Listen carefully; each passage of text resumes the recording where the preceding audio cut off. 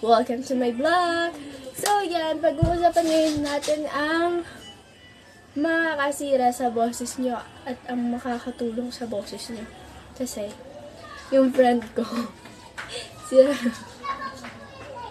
sira na yung boses niya kasi nga, pag kumakanta siya, gusto niya nag-whistle siya kahit hindi naman na training gano'n na basta lagi niyang ginagawa yun. Gano'n. Basta hindi ko rin kaya eh. So, yan. Sabi ko sa kanya, pag hindi mo kayang, sabi ko sa kanya, huwag mong araw-arawin kasi nga, masisira talaga yung boses mo niyan. Kasi, di ba, yung whistle, para lang yun sa mga, katulad ni Miss Moira, Miss Morissette Amon. Yan, idol ko yan. Si Miss Morissette Amon.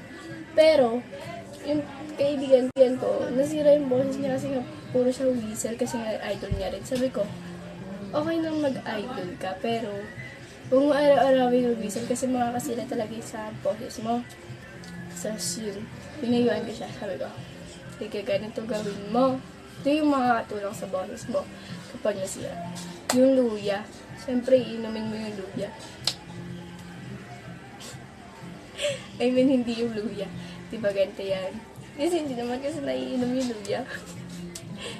Ayan. Mag-ano tayo? Diba yung luya?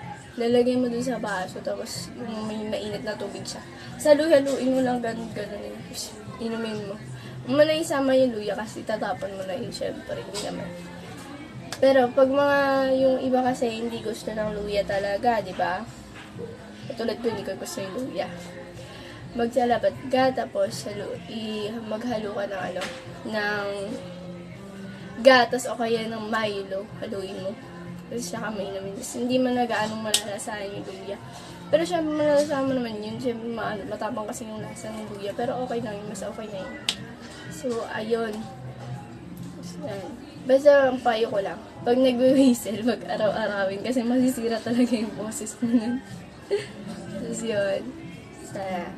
Ayan. So, marami pa tayong pag-uusapan sa susunod ko na vlog. Maraming salamat sa panonood. Don't forget to subscribe, like, and share this video. Bye-bye!